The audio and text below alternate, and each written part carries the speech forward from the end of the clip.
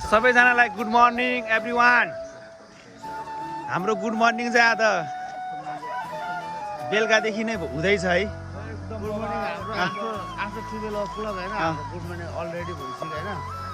हेर्नु यता हेर्नु केही पनि देखिरहेको छैन अहिले। यता हालत यस्तो हुँदैछ, रातभरि गेम हेर्नुको कमाल।